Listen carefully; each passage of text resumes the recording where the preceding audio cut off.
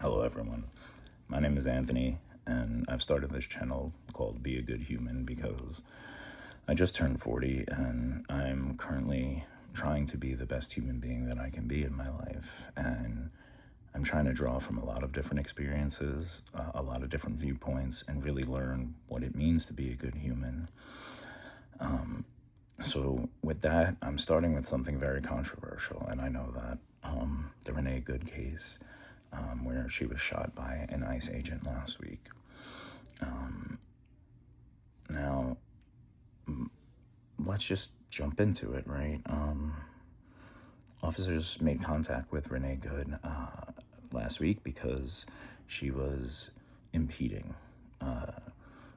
She was actually impeding, by definition, being in the middle of the road, making it more difficult than it should normally be for law enforcement to do their job, is impeding, correct. She was not in the right there. She was doing something wrong that she certainly could have been issued a citation for. I don't know the exact laws on that.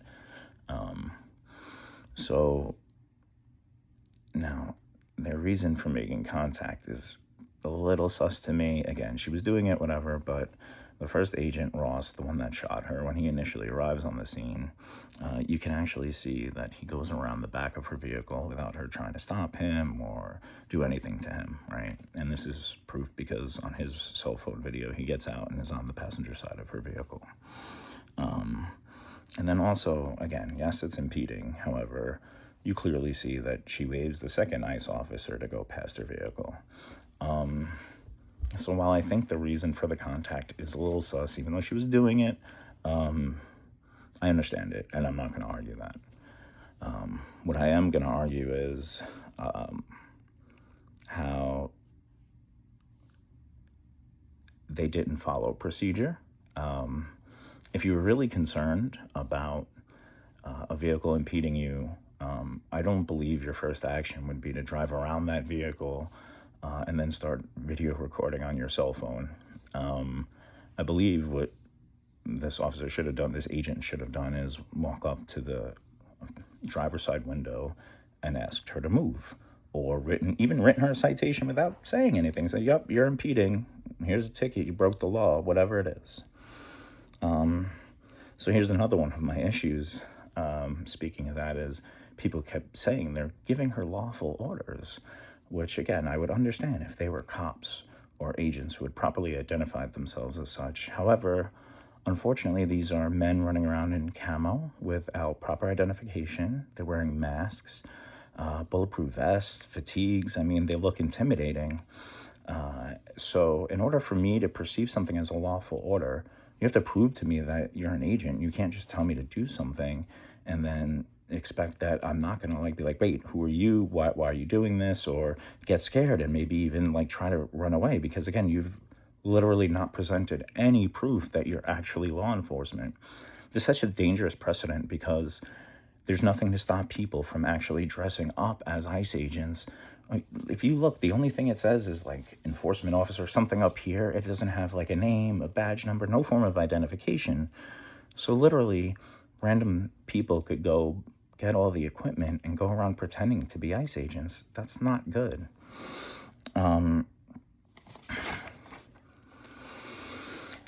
also want to talk about Agent Ross in terms of not following protocol, because on top of the fact that Agent Ross is a 10-year veteran of ICE, he's also an Iraq war vet. He was a team leader for an FBI Joint Terrorism Task Force. He was a firearms instructor. He was a field intelligence officer, and he was a member of SWAT. This tells me that he's had intensive law enforcement training, and he was a firearms instructor. He's taught other officers about guns and gun safety and things like this. In my opinion, someone who is that well trained makes it inexcusable that this encounter even happened. He broke multiple protocols by putting himself in front of the car in harm's way. He should have known better. This is not one of the new recruits that they just brought in off the street and maybe forgot some of the protocol. No, this is a man who's been doing it and doing it for a very long time. So if his real good intention was to stop her from impeding, he wouldn't have pulled his cell phone out and walked around and filmed. If his real good intention was that he would have walked up to her window and issued her a ticket or tried to make her, whatever, he would have done it legally and properly.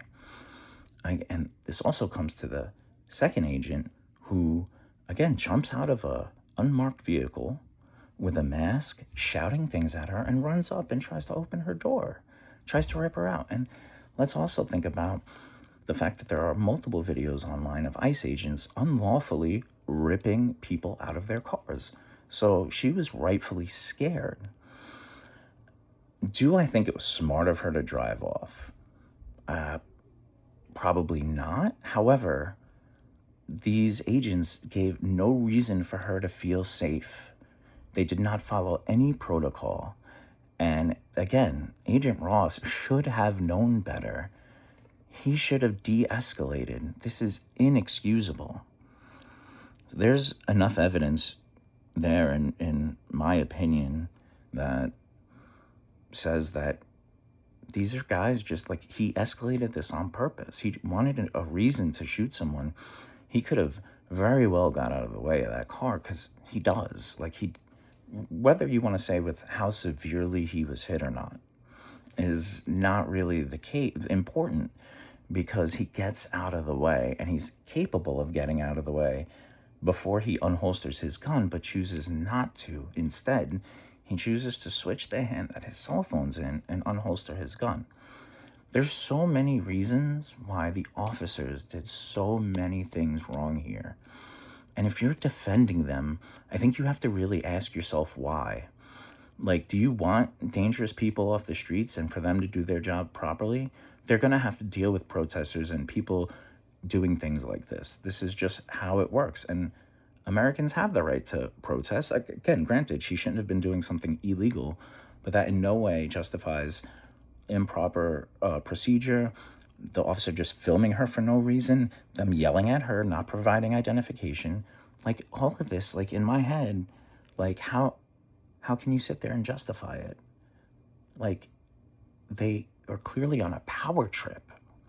It's evident. Like, if you're looking at this objectively, it's evident these men are on a power trip. I don't know. Again, that's all I have written. I'm trying to be a good person, and I would like to see other people be good people, because the tensions in our country right now are insane. We should be helping each other. We shouldn't be yelling at each other. We shouldn't be arguing with each other. I have a lot of other thoughts on Trump and the administration and everything else that's going on as well, but that will be for other videos. I don't care what side of this you're on. Feel free to comment.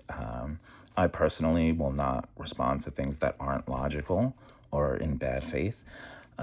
If you want to honestly defend this officer and say he's did things that a good person would do, feel free to try. Again, I don't know Renee Good. I don't know if she's a good person. I'm not even saying in this situation she was being a good human being. I'm saying how I felt she might have felt. And I'm not justifying her trying to pull away in any way. I'm just saying actually I am. I am trying to justify that, because it was understandable, just like people who think him shooting at her was understandable. However, this all could have been avoided if federal agents just did their job properly instead of trying to assault American citizens.